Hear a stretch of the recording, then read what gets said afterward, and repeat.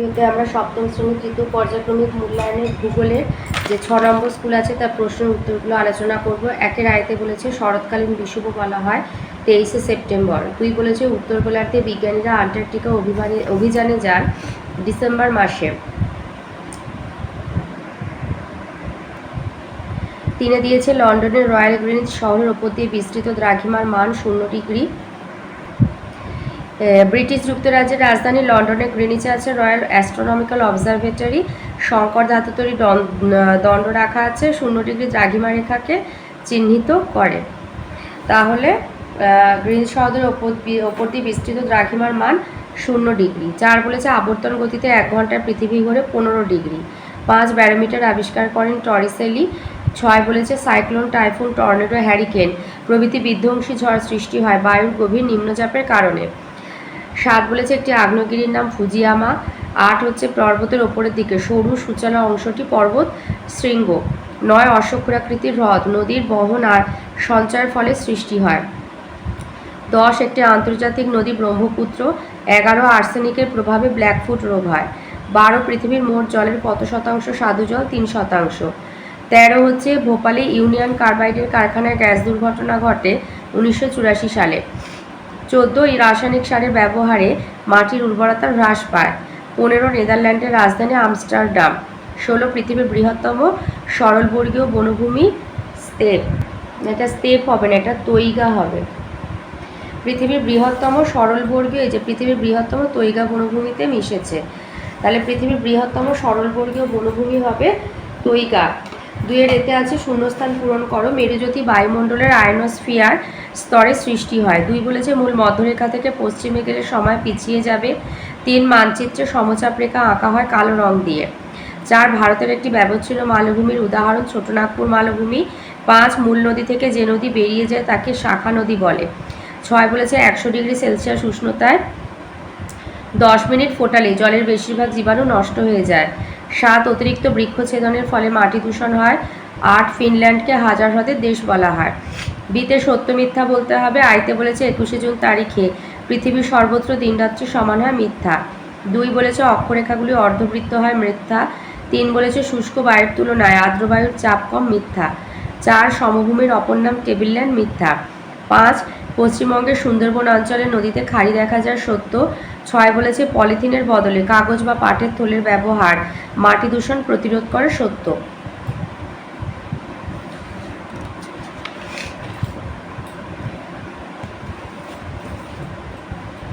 সিতে দিয়েছে একটি বাক্যে উত্তর দাও, প্রতিটার মান হলো 1। আইতে বলেছে কর্কট ক্রান্তি রেখা এবং মকর ক্রান্তি রেখার মধ্যে সূর্যের চলাচলের পথকে বলে রবিমার্গ। 2 দিয়েছে আইএসটির পুরো নাম কি? এটা তোমাদের গুগল বইয়ের 27 পৃষ্ঠাতে রয়েছে। এই যে Indian standard time, IST, Indian standard টাইমের শর্ট ফর্ম হচ্ছে আইএসটি। 3 বলেছে পৃথিবীতে কয়টি বায়ুচাপ বলয় আছে? 7টি। 4 বলেছে একটি পলিগঠিত সমভূমির নাম লেখো। এটা তোমাদের ভূগোল বইয়ের 41 পৃষ্ঠায় রয়েছে পলিগঠিত সমভূমি।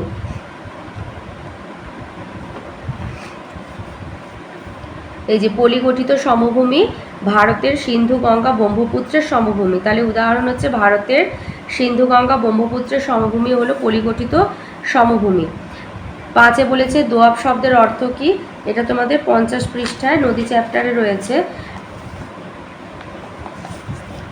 এই যে দোআব হচ্ছে একটি পার্সি শব্দ, দো অর্থাৎ 2 আর আব হলো জল বা নদী। তাহলে দোআব শব্দের অর্থ হচ্ছে 2, দো হচ্ছে 2 আর আব হলো জল বা নদী। লিখবে দোআব একটি পার্সি শব্দের, দোআবের দো অর্থাৎ 2 আর আব হলো জল বা নদী। 6 দিয়েছে ভারতের একটি জলসংকটপূর্ণ রাজ্যের নাম মালদা। 7 বলেছে রুর অঞ্চলের রানী বলা হয় এসেন্টকে। 8 ইউরোপ আর আফ্রিকা মহাদেশ কি দ্বারা বিচ্ছিন্ন? জিব্রাল্টার প্রণালী দ্বারা বিচ্ছিন্ন। 3 দিয়েছে সংক্ষিপ্ত উত্তর দাও, প্রত্যেকটার মান হচ্ছে 2। আইতে দিয়েছে জিএসপি কি, সরি জিপিএস কি? জিপিএস এখান বইতে রয়েছে 27 পৃষ্ঠায়। পৃথিবীর যে কোনো জায়গার অক্ষাংশ ও দ্রাঘিমা জানবার একটা অত্যাধুনিক ব্যবস্থা হচ্ছে জিপিএস বা গ্লোবাল পজিশনিং সিস্টেম। পৃথিবীর কৃত্রিম উপগ্রহ থেকে এই ব্যবস্থা কার্যকরী হয়। বর্তমানে জাহাজে, বিমানে, আধুনিক গাড়ি, মোবাইল ফোনে জিপিএস থাকে। অথবাতে আছে বায়ু চাপ দেয় কেন, এটা তোমাদের বইয়ের 29 পৃষ্ঠাতে রয়েছে। এই যে বায়ু চাপ দেয় কেন, কঠিন তরল বা গ্যাসীয় সব পদার্থে অসংখ্য অণু দিয়ে তৈরি। কঠিন বা তরল পদার্থকে আমরা দেখতে পেলেও গ্যাসীয় পদার্থ বাতাসকে আমরা দেখতে পাই না। গ্যাসীয় পদার্থের অণুগুলো দ্রুত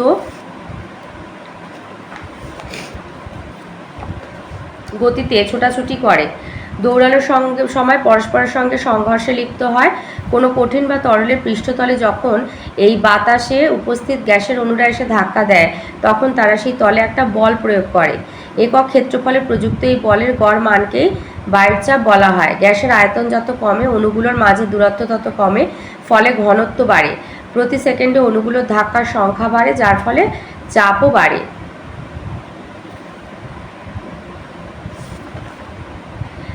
দুয়ে বলেছে মালভূমির সংজ্ঞা লেখো, এটা তোমাদের বইয়ের 40 পৃষ্ঠাতে রয়েছে। লিখবে আশেপাশের অঞ্চলের সাপেক্ষে হঠাৎ উঁচু, সাধারণত 300 মিটারের বেশি উঁচু বিস্তীর্ণ ভূভাগ যার চারিদিকে খাড়া ঢাল আছে, এরকম ভূমিরূপকে বলা হয় মালভূমি। অথবাতে বলেছে নদীর শক্তি কি কি বিষয়ের উপর নির্ভর করে, এটা তোমাদের বইয়ের 52 পৃষ্ঠাতে রয়েছে। এই যে ছবিটা দেখো, নদীকে শক্তি দেয়, আর এই শক্তি দিয়ে নদী কাজ করে, এটা হচ্ছে নদীর কাজ। আর ওপরে এই যে হলুদ বা গোলের মধ্যে লেখা, এটাকে হচ্ছে নদীকে শক্তি দেয় কারা, ভূমির ঢাল, নদীতে জলের পরিমাণ আর জলের গতিবেগ, এরাই হচ্ছে নদীকে শক্তি দেয়।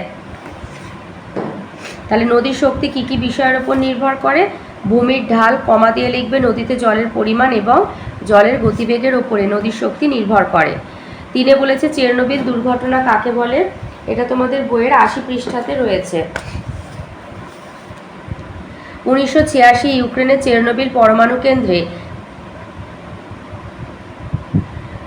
কেন্দ্রে দুর্ঘটনার ফলে পরমাণু কেন্দ্রে যে দুর্ঘটনা ঘটেছিল তাকে চেরনোবিল দুর্ঘটনা বলে। এর ফলে আশেপাশের অঞ্চলের মাটি, জল, বাতাসে ভয়াবহ তেজস্ক্রিয় দূষণ ছাড়া এবং প্রচুর মানুষ ক্ষতিগ্রস্ত হয়। অথবাতে আছে জল দূষণের ফলে দুটো রোগের নাম, ইতাই ব্ল্যাক ফুট। 4 দিয়েছে চ্যাথাম এবং রিডিং শহর বিখ্যাত কেন, এটা তোমাদের বইয়ের 131 পৃষ্ঠাতে রয়েছে।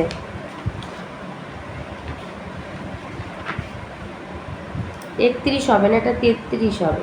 33 পৃষ্ঠায় রয়েছে। এই যে হলো চ্যাথাম, লন্ডন অববাহিকার চ্যাথাম শিল্পকেন্দ্র হচ্ছে জাহাজ মেরামতির জন্য বিখ্যাত, আর রেডিং হচ্ছে তথ্য প্রযুক্তি এবং বিস্কুট শিল্পের জন্য বিখ্যাত। অথবাতে আছে পোল্টার ভূমি কাকে বলে, এটা 134 পৃষ্ঠায় আছে। এইখান থেকে বলবে যে নেদারল্যান্ড দেশটা খুব ছোট, তাই কৃষি এবং অন্যান্য কাজের জন্য জমির খুব অভাব। এই সমস্যা দূর করার তাগিদে দেশের উত্তর পশ্চিমে জুইডার্জি উপসাগরের বিশাল অগভীর জলভাগে উঁচু কংক্রিটের বাঁধ দিয়ে মাটি ভরাট করে নতুন ভূমি তৈরি করা হয়েছে। সমুদ্র থেকে উদ্ধার করা এইসব নিচু সমতল ভূমিকে পোল্ডার ভূমি বলে। 4 আসি, 4 আয়তে বলেছে অধিবর্ষ বলতে কি বোঝো, আর কোনো বছর অধিবর্ষ কিনা তা কিভাবে বুঝবে, এটা তোমাদের বইয়ের 7 পৃষ্ঠায় রয়েছে। বলেছে অধিবর্ষ বলতে কাকে বলে, তাহলে যেসব বছর 366 দিনে হয় সেই বছরকে অধিবর্ষ বলে। আর কোনো বছর অধিবর্ষ কিনা কি করে বুঝবে না, যে সমস্ত বছরকে 4 দিয়ে ভাগ করলে ভাগশেষ থাকবে না সেই বছরগুলো অধিবর্ষ।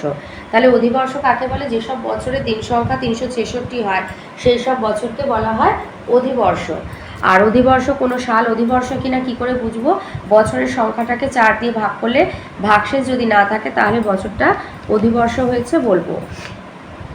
2 বলেছে কৃষিকাজ এবং নগরায়ন থেকে কিভাবে মাটি দূষণ হয় লেখো। এই যে নগরায়ন, মাটি দূষণের উৎস বা ভূমি দূষণের কারণ। নগরায়ন, ক্রমাগত জনসংখ্যা বৃদ্ধির ফলে মানুষের বাসস্থানের চাহিদা বাড়ে, এই কারণে বনভূমি বিনষ্ট করে সেখানে বাসস্থানের ব্যবস্থা করা হচ্ছে বা কৃষিকাজ করা হচ্ছে, এর ফলে মাটি ক্ষয় ও মাটির দূষণ চলছে। আর হচ্ছে কৃষিকাজ, জনসংখ্যা অধিক বৃদ্ধির জন্য খাদ্যের চাহিদা বাড়ে, ফলে একই জমিতে অধিক কৃষিজ ফসল উৎপাদনের জন্য রাসায়নিক সার, কীটনাশকের ব্যবহার বৃদ্ধি পায়, ফলে মাটিতে বসবাসকারী কেঁচো, ছোট পোকামাকড় ইত্যাদির মৃত্যু হয়, এতে মাটির গুণাগুণ নষ্ট হয় এবং মাটি দূষিত হয়। আচ্ছা, 4 নম্বরে যে প্রশ্ন আছে 4টে করতে হবে, সেগুলো প্রত্যেকটার মান কিন্তু 3। 4-এর 3-এর দাগে প্রশ্ন বলেছে বায়ুর উচ্চচাপ এবং নিম্নচাপের মধ্যে 3টি পার্থক্য লেখো। 3টে পার্থক্য বলেছে, 1, 2 এবং এই 3 বলবো। উচ্চচাপ হচ্ছে বায়ুর ঘনত্ব বেশি হলে বায়ুর ওজন বাড়ে, ফলে বায়ু ভূপৃষ্ঠের ওপরে বেশি চাপ দেয়, একে উচ্চচাপ বলে। বায়ুর ঘনত্ব কম হলে বায়ু হালকা হয়, ফলে বায়ুর চাপ কম হয়, একে বায়ুর নিম্নচাপ বলে। উচ্চচাপে বায়ুর উষ্ণতা হ্রাস পেলে উচ্চচাপ সৃষ্টি হয়, আর বায়ুর উষ্ণতা বৃদ্ধি পেলে নিম্নচাপ সৃষ্টি হয়। বায়ু জলীয় বাষ্পহীন হলে উচ্চচাপ দেখা যায়, আর বায়ু জলীয় বাষ্পযুক্ত হলে নিম্নচাপ দেখা যায়। 4-এর 4 বলেছে নদী অববাহিকা এবং ধারণ অববাহিকা কাকে বলে। এটা তোমার বইয়ের 49 এবং 50 পৃষ্ঠায় রয়েছে, নদী চ্যাপ্টারেই রয়েছে। তাহলে প্রথমে আমাদের যেটা আছে সেটা বলেছে নদী অববাহিকা কাকে বলে, এটা আছে 50 পৃষ্ঠায়। বলেছে নদী, তার উপনদী এবং শাখা নদী সহ উৎস থেকে মোহনা পর্যন্ত যে অঞ্চলের মধ্যে দিয়ে প্রবাহিত হয় সেই বিস্তীর্ণ ভূমিভাগকে নদী অববাহিকা বলে। আমাজন নদীর অববাহিকা হলো পৃথিবীর বৃহত্তম নদী অববাহিকা। আর বলেছে ধারণ অববাহিকা কাকে বলে, 49 পৃষ্ঠায় রয়েছে। এই যে ধারণ অববাহিকা বলেছে পর্বতের বরফগলা জল বা বৃষ্টির জল অসংখ্য ছোট ছোট জলধারার মাধ্যমে বয়ে বড় নদী তৈরি করে। এই জলধারা সহ মূল নদীটি যে অঞ্চলের জল দ্বারা সৃষ্টি, সেই অঞ্চলটি হলো ওই নদীটির ধারণ অববাহিকা। 5-এ বলেছে লন্ডন অববাহিকা ঘন বসতিপূর্ণ কেন, এটা তোমাদের বইয়ের 133 পৃষ্ঠাতে রয়েছে। এইখান থেকে বলবে টেমস নদীর তীরে অবস্থিত লন্ডন শহরটি এখানকার প্রধান শহর, বন্দর এবং শিল্প বাণিজ্য কেন্দ্র। এই অঞ্চলে রেলপথ, সড়কপথ জালের মতো ছড়িয়ে রয়েছে। তাছাড়া লন্ডন যেমন একটি বিখ্যাত নদী বন্দর, তেমন আন্তর্জাতিক বিমানপথেরও কেন্দ্র। শিল্প বিপ্লবের পর থেকে এখানে দ্রুত শিল্পায়ন হয়েছে। অর্থনৈতিক সমৃদ্ধির কারণে লন্ডন ঘন বসতিপূর্ণ অঞ্চলে পরিণত হয়েছে। মানুষের বাসস্থানের অভাব মেটাতে রেডিং, নিউব্যারি, ক্রয়ডন প্রভৃতি অনেক শহর গড়ে উঠেছে। 6 বলেছে ইউরোপের তুন্দ্রা এবং সরলবর্গীয় অরণ্যে 2টি করে বৈশিষ্ট্য লেখো। এটা আছে তোমাদের বইয়ের 126 পৃষ্ঠাতে।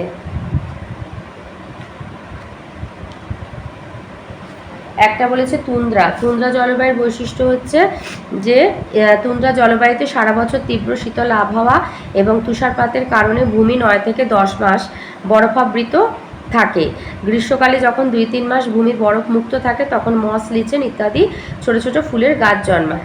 আর সরলবর্গীয় জলবায়ুর বৈশিষ্ট্য হচ্ছে যে গ্রীষ্মকালে অল্প বৃষ্টিপাত, শীতকালে তুষারপাত এখানকার জলবায়ুর বৈশিষ্ট্য।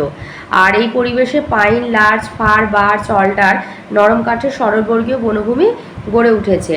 আর এখানে গ্রীষ্মকালে 4 থেকে 5 মাস তাপমাত্রা থাকে 10 ডিগ্রি সেলসিয়াস, শীতকালে 7 থেকে 8 মাস তাপমাত্রা -25 থেকে -35 ডিগ্রি সেলসিয়াস হয়ে যায়। 5-এ আসি আয়তে বলেছে উদাহরণ সহযোগে মালভূমির শ্রেণীবিভাগ করো এবং তার বিবরণ দাও। এটা তোমাদের বইয়ের 40 পৃষ্ঠাতেই রয়েছে। এইখান থেকে বলবে উৎপত্তি আর অবস্থান অনুসারে মালভূমির আকৃতি ও প্রকৃতির প্রচুর বৈচিত্র্য রয়েছে। মালভূমিকে হচ্ছে তোমার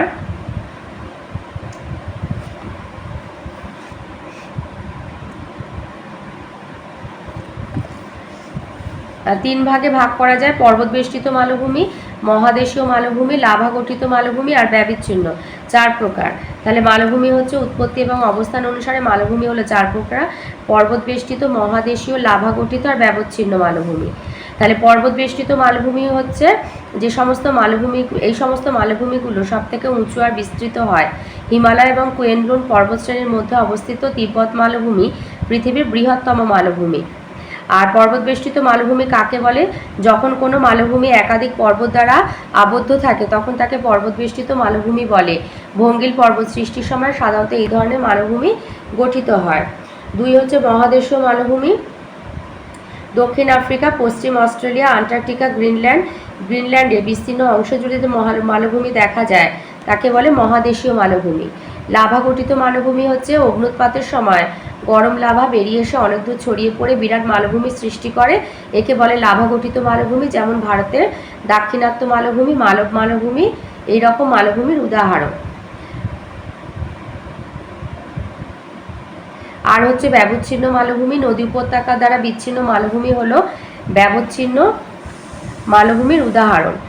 তোমার ম্যাবোচ্ছিন্ন মালভূমির উদাহরণ হচ্ছে ছোটনাগপুর মালভূমি, পশ্চিমবঙ্গের মালভূমি অঞ্চলের ছোটনাগপুরের অংশ। মালভূমির গড় উচ্চতা 300 মিটার হলেও কিছু উঁচু মালভূমির উচ্চতা অনেক বেশি, যেমন পারমির মালভূমি, একে পৃথিবীর ছাদ বলা হয়।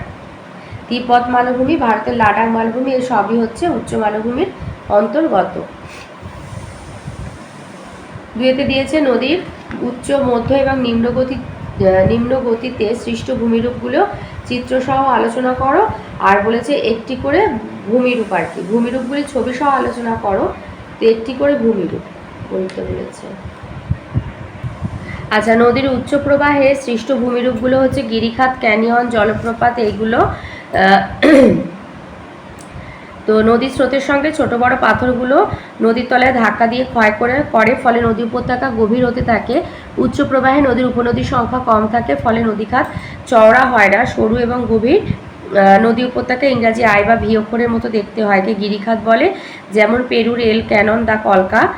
আর ক্যানিয়ন হচ্ছে বৃষ্টিহীন পার্বত্য অঞ্চলে বা শুষ্ক অঞ্চলে সুগভীর গিরিখাতকে ক্যানিয়ন বলা হয়। মার্কিন যুক্তরাষ্ট্রের কলোরাডো নদীর গ্র্যান্ড ক্যানিয়ন। আরেকটা হচ্ছে জলপ্রপাত।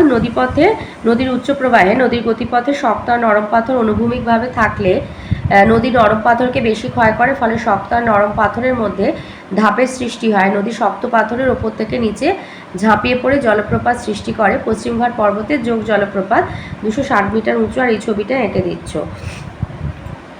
এটা হলো উচ্চ প্রবাহে সৃষ্ট ভূমিরূপ।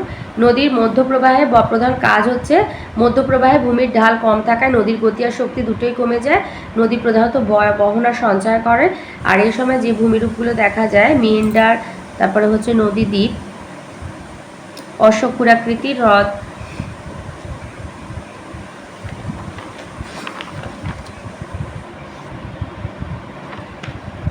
মিয়েন্ডার কি বলছে, ভূমির ঢাল কমে যাওয়ায় এবং জলের পরিমাণে বেড়ে যাওয়ার কারণে নদী খুব আঁকাবাঁকা পথে যায়, প্রবাহিত হয়। আঁকাবাঁকা পথকে মিয়েন্ডার বলে। আর বলছে নদীর বহন ক্ষমতা এই সময় কমে যায়। বয়ে আনা পলি, বালি, নুড়ি, কাঁকর নদীর মধ্যে বা দুধারে সঞ্চিত হলে জলপ্রবাহের পথ আটকে যায়, নদীতে চড়া পড়ে, কখনো নদী দ্বীপ তৈরি হয়। আর হচ্ছে অশ্বক্ষুরাকৃতির হ্রদ। নদীর বাঁকে একদিকে খাড়া পাড়ের দিকে জলস্রোত বেশি থাকে আর উল্টো দিকে ঢালু পাড়ে সঞ্চয় বেশি হয়, ফলে নদীর এক পাড় ভাঙে, অন্য পাড় গড়ে। নদীর বাঁকের পরিমাণ বাড়লে বা নদীতে জল বাড়লে কখনো কখনো নদী বাঁকের একটা অংশ মূল নদী থেকে আলাদা হয়ে যায়। এই আলাদা হওয়া অংশটা ঘোড়ার খুরের মতো দেখতে হয় বলে একে অশ্বক্ষুরাকৃতির হ্রদ বলে। এই ছবিটা দিয়ে দিচ্ছ।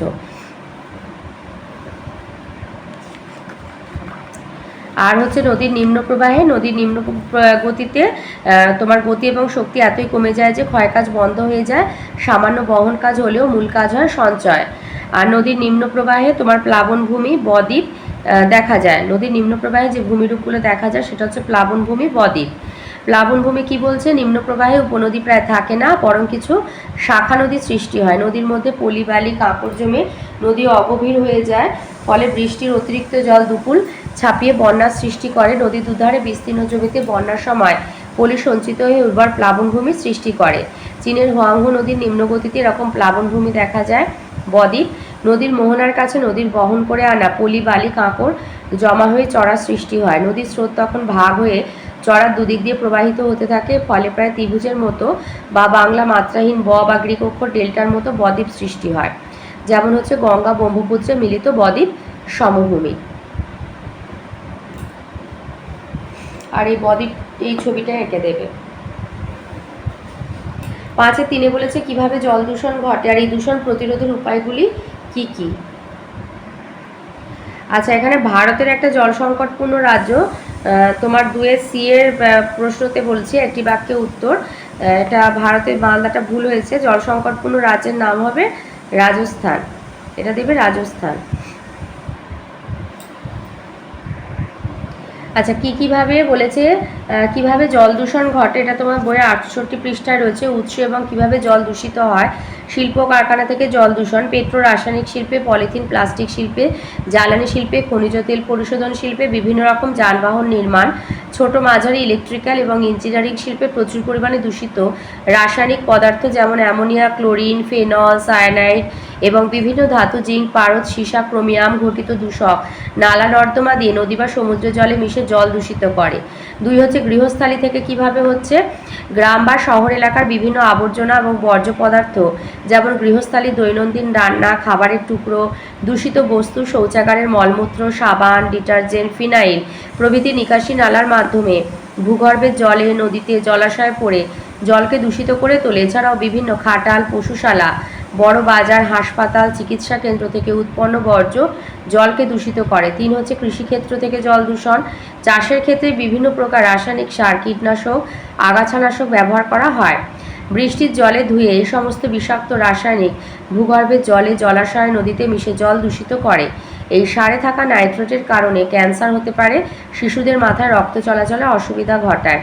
4 হচ্ছে তেজস্ক্রিয় পদার্থ থেকে দূষণ। পারমাণবিক চুল্লি, চিকিৎসা কেন্দ্র বা বৈজ্ঞানিক পরীক্ষাগারে ব্যবহৃত তেজস্ক্রিয় পদার্থগুলো ব্যবহারের পর সমুদ্রে বা নদীতে ফেলা হয়। পারমাণবিক বিস্ফোরণের পর তেজস্ক্রিয় পদার্থ জলে মিশে জল দূষণ ঘটায়। 5 হলো খনিজ তেল থেকে জল দূষণ। দুর্ঘটনাগ্রস্ত তেলবাহী জাহাজ থেকে অথবা সমুদ্রে অবস্থিত তেলের খনি থেকে খনিজ তেল সমুদ্রে মিশে জল দূষণ ঘটায়। 6 তাপীয় দূষণ। তাপবিদ্যুৎ কেন্দ্র, পারমাণবিক বিদ্যুৎ কেন্দ্র, কারখানায় ব্যবহৃত উষ্ণ দূষিত বর্জ্য জল সরাসরি জলাশয়ে, নদীতে মিশে জলে অক্সিজেনের পরিমাণ কমিয়ে দেয়, জল দূষণ ঘটায়। বায়ু দূষণের কারণে জল দূষণ। কলকারখানা এবং যানবাহনের ধোঁয়ার মাধ্যমে বাতাসে সালফার ডাই অক্সাইড, নাইট্রোজেনের অক্সাইড, কার্বন মনোক্সাইড ইত্যাদি জমা হয়। বৃষ্টির জলের সঙ্গে সালফার ডাই অক্সাইড এবং নাইট্রোজেন ডাই অক্সাইড বিক্রিয়া করে বিভিন্ন জলাশয়ের জলকে আম্লিক করে দেয়। আর্সেনিক দূষণ। মাটির নিচের স্তর থেকে অনিয়ন্ত্রিতভাবে অতিরিক্ত জল তুলে নেওয়ার ফলে মাটির নিচের ফাঁকা জায়গায় আর্সেনিকের যৌগ বাতাসের সঙ্গে বিক্রিয়া করে বিষাক্ত যৌগ তৈরি করে। এই যৌগ জলে মিশে নলকূপের জলের মাধ্যমে পানীয় জলে মিশে যায়। জলে ফ্লুরিনের যৌগ, ক্লোরিন অতিরিক্ত পরিমাণে থাকলেও জল দূষিত হয়। আর কি উপায়, প্রতিরোধের উপায়গুলো হচ্ছে তোমাদের 74 পৃষ্ঠাতে রয়েছে। এই যে জল দূষণ প্রতিরোধ বলছে, জল দূষণ আটকানোর সঙ্গে সঙ্গে জলের অতিরিক্ত ব্যবহার কমানো এবং বেশি পরিমাণে পুনর্ব্যবহার করলে তবে সারা পৃথিবীব্যাপী তীব্র জল সংকট মেটানো যেতে পারে। 1 হচ্ছে জলাশয়, নদী বা সমুদ্র জলে নোংরা আবর্জনা সরাসরি ফেলা যাবে না। গরুমোষ স্নান করানো, কাপড় কাচা বন্ধ করতে হবে। 2 চাষের ক্ষেত্রে অতিরিক্ত সার, কীটনাশক দেওয়া বন্ধ করতে হবে। 3 শহর এবং কলকারখানা দূষিত বজ্র জল শোধন করে তবেই নদী বা সমুদ্রে ফেলা উচিত। ব্যবহার করা জল পরিশোধন করে পুনর্ব্যবহার করতে হবে। ইসরায়েলে ব্যবহৃত জলে 30% সেচের কাজে পুনর্ব্যবহৃত হয়। 4 তাপবিদ্যুৎ, পারমাণবিক বিদ্যুৎ কেন্দ্রের বর্জ্য গরম জল ঠান্ডা করে তবেই নদী বা সমুদ্রে ফেলা উচিত। 5 বিভিন্ন ব্যাকটেরিয়া, শৈবাল আর রাসায়নিকের মাধ্যমে সমুদ্রে ভাসমান তেলের দূষণ দূর করা যায়। 6 নিরাপদ পানীয় জলের জন্য নলকূপের জলের দূষণের বৈজ্ঞানিক পরীক্ষা করে বিশুদ্ধ জল সরবরাহের ব্যবস্থা করতে হবে। 4 বলেছে পোল্ডার ভূমি অঞ্চলে প্রাকৃতিক পরিবেশ এবং অর্থনৈতিক পরিবেশের বিবরণ দাও। এটা তোমাদের বইয়ের 135 এবং 136 পৃষ্ঠাতে রয়েছে।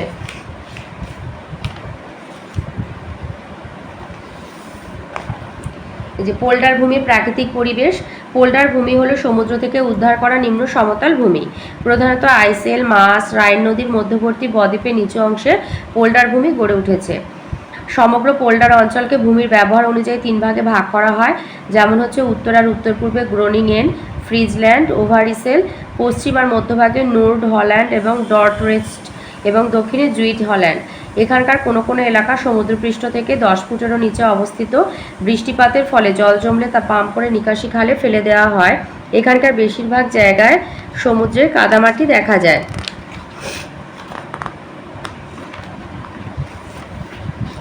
এই অঞ্চলের মধ্য দিয়ে রাইন এবং তার কয়েকটি উপনদী যেমন লেক, ভাল, মাস প্রবাহিত হয়েছে। নদীগুলির ধারে পলিমাটি দেখা যায়। আর 3 নম্বর পয়েন্ট হচ্ছে পোল্যান্ডের শীতল নাতিশীতোষ্ণ মণ্ডলে অবস্থিত পোল্ডারল্যান্ড। তবে উষ্ণ উত্তর আটলান্টিক সমুদ্র স্রোত এই অঞ্চলের পাশ দিয়ে বয়ে যায় বলে এখানকার জলবায়ু সমভাবাপন্ন, অর্থাৎ শীতকাল খুব শীতল নয়। গড় তাপমাত্রা 3 ডিগ্রি সেলসিয়াস। আবার গ্রীষ্মকাল খুব তীব্র নয়, গড় তাপমাত্রা 16 ডিগ্রি সেলসিয়াস। পশ্চিমা বায়ুর প্রভাবে সারা বছরই বৃষ্টি হয়, তবে পরিমাণ খুব কম, বার্ষিক গড়ে 70 সেন্টিমিটার। ওক, বার্চ ইত্যাদি বৃক্ষ এবং তৃণভূমির প্রাধান্য দেখা যায়। এটা হলো প্রাকৃতিক পরিবেশ। আর অর্থনৈতিক পরিবেশ হচ্ছে 1, 2, 3টে পয়েন্ট আছে। নতুন পোল্ডারগুলিতে জমির লবণাক্ততা কমানোর জন্য হে, ক্লোভার প্রভৃতি ঘাসের চাষ করা হয়। গম, ওট, জব, রাই, আলু প্রভৃতি চাষ করা হয় পুরানো লবণমুক্ত জমিতে। এখানকার বেশিরভাগ খামারগুলিতে মিশ্র কৃষি পদ্ধতিতে চাষের কাজ করা হয়। আর এখানকার বিস্তীর্ণ জমিতে নানা রঙের টিউলিপ, কসমস, গ্ল্যাডিওলি প্রভৃতি ফুলের চাষ করা হয়। আবার শীতল এবং কম আলোযুক্ত অঞ্চলে গ্রিন হাউস বা কাঁচের ঘরে সবজি চাষ করা হয়। 2 হচ্ছে পোল্ডার ভূমির শিল্প এবং পরিবহন ব্যবস্থা অত্যন্ত উন্নত। চক্রখালগুলিও পরিবহনের কাজে ব্যবহৃত হয়, তবে খনিজ সম্পদের বিশেষ অভাব আছে। গ্রোনিয়েন অঞ্চলে প্রচুর প্রাকৃতিক গ্যাস পাওয়া যায়, আর দি হেগের কাছে খনিজ তেল পাওয়া যায়।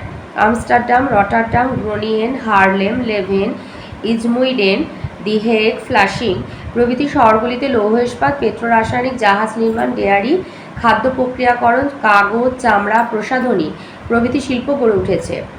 আর 3 নম্বর পয়েন্ট হচ্ছে কৃষি শিল্প আর পরিবহন ব্যবস্থার উন্নতির কারণে পোল্ডার ভূমির জনবসতি খুব ঘন। এখানকার প্রধান শহর আমস্টারডাম, নেদারল্যান্ডের রাজধানী আর বিখ্যাত বন্দর।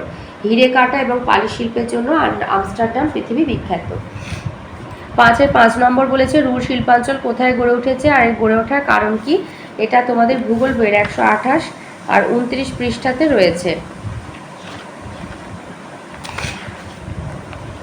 লিখবে জার্মানির রাইন এবং তার 2 উপনদী রুর আর লিপের সংযোগস্থলে কয়লা খনিকে কেন্দ্র করে গড়ে উঠেছে ইউরোপের অন্যতম শ্রেষ্ঠ শিল্পাঞ্চল রুর শিল্পাঞ্চল। তাহলে এটা হলো রুর শিল্পাঞ্চল কোথায় গড়ে উঠেছে। আর একটা হচ্ছে যে রুর শিল্পাঞ্চল গড়ে ওঠার কারণটা ব্যাখ্যা করতে বলেছে।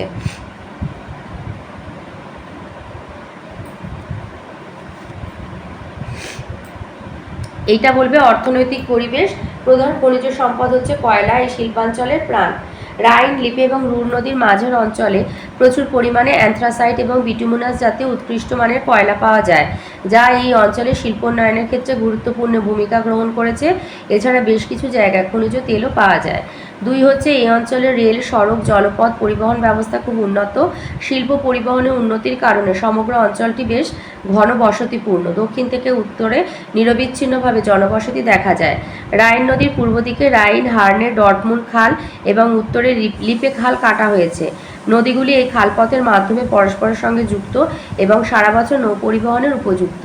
রুর অঞ্চলের উত্তরে অবস্থিত হামবুর্গ বন্দর এই অঞ্চলে শিল্পোন্নতিতে গুরুত্বপূর্ণ ভূমিকা গ্রহণ করে থাকে। আর প্রধানত শিল্পাঞ্চল হওয়ার কারণে কৃষির পরিমাণ, কৃষির গুরুত্ব দুটো কম। মিশ্র কৃষি পদ্ধতিতে গম, জব, আলু, ওট, ফল, ফুল চাষের সঙ্গে পশুপালন, দুধ, মাংস উৎপাদন করা হয়।